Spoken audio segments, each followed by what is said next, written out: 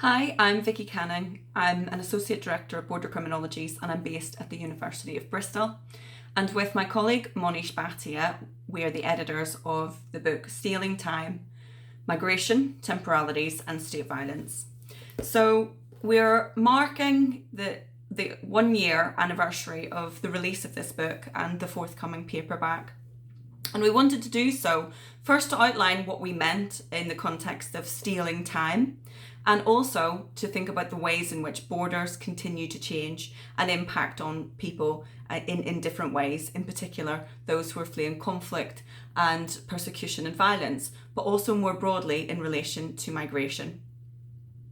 So when we came to develop and discuss stealing time, we were thinking really in the context of border harms, but also in reflection of Khosravi's work around stolen time and the way in which time is taken from migrants in different and bureaucratized ways to people who are not tied to quite violent border practices.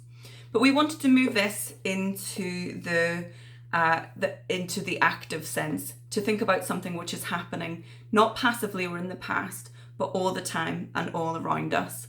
So we also wanted to think of it in the context of states and states' corporate allies who increasingly, in fact, enact and enforce border controls and other forms of also militarization and securitization. But we wanted to do so in a sense where we both brought together the issues around agency, recognizing that people resist borders, that move through borders, that being able to move through borders is itself a form of agency and resistance, but that in fact we wanted to really focus, in a sense from a criminological lens, on moving that lens up to the states, the policies and the politicians who develop, enact and scaffold the processes by which people can be harmed and indeed die at borders internationally. So we included a number of people from around the world. We wanted to make sure that we included people who were not only leading professors, but who had been working as activists at borders and in rescue and in supporting people who were migrants. Also those who've lived through border controls, deportation and detention camps, and those who have been stuck at borders and experienced this form of stuckness. So people, authors are from areas including Nigeria, Syria, Afghanistan, and working in Mexico and across, I think, 6 continents. So we wanted to make this very active because we know that if we think of stealing in a criminological sense, for example, we often think of crimes of the powerless. We think of those who are engaged in street level crimes or other forms of theft.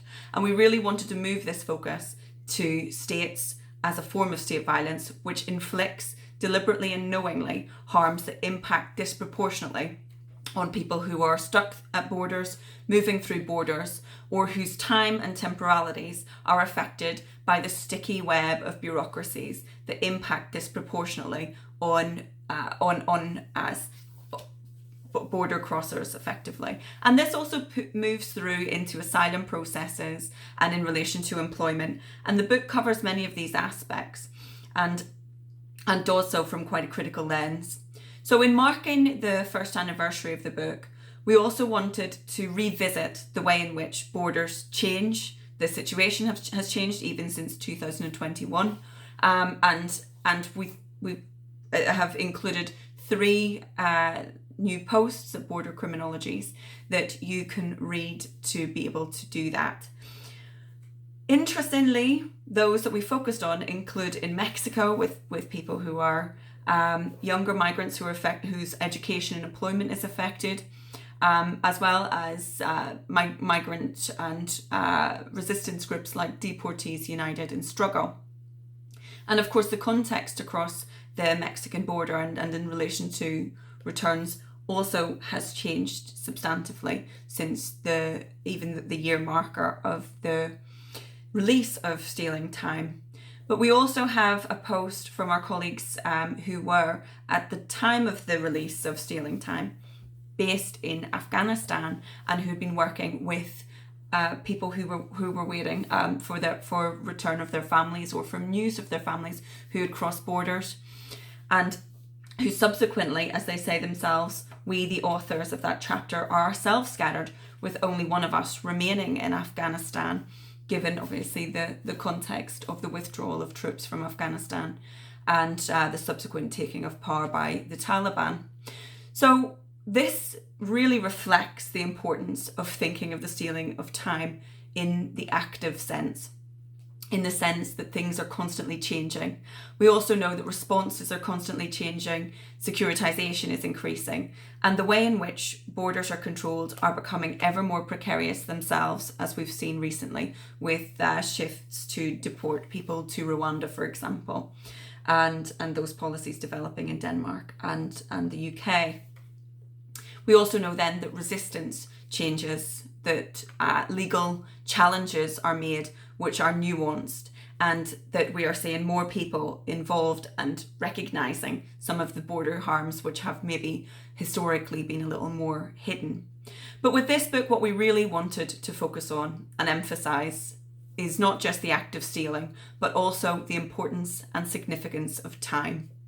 Unlike any other commodity, any other product or thing that we have in our lives, however sentimental it may be, anything that we lose, we can to some degree replace, even if it's only by function and not necessarily by our sentimentality. So if we lose a watch that somebody gave to us, we may be upset that we've lost it, but we can regain something which functions. Unlike anything else, we cannot regain time. And we wanted to really focus on this in the human sense, that the way in which time is controlled, the stealing of time, is disproportionately felt by people whose time is bureaucratized. That is migrants, that is people crossing borders, that is people seeking asylum, and people living ever more precariously as refugees, not only in camps and at borders, but also in countries who were historically seen to be safe or host communities. So with this, we want to emphasise really that time lost through borders is not only lost, but stolen. It's the active stealing of time. It's exercised through policies and practices, and it's exercised through decision-making processes, and these decisions could be made otherwise. When, as some of our authors in the book focus on in stealing time, as some authors emphasise, the deaths of people at borders, for example, even since 2014, more than 24,000 people have died in the Mediterranean alone. This is the violent stopping of time. This is the loss of birthdays, friendships, loved ones.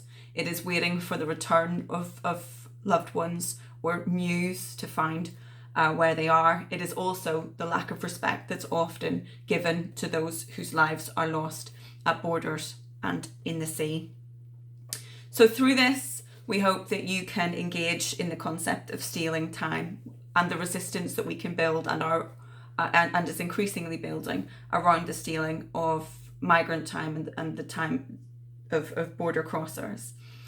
And most of all, we hope that we can work toward ending the ways in which lives are violently stopped, time is violently stolen, and consider accountability for the states and their corporate allies who so vehemently impact on the lives of people that this book focuses on.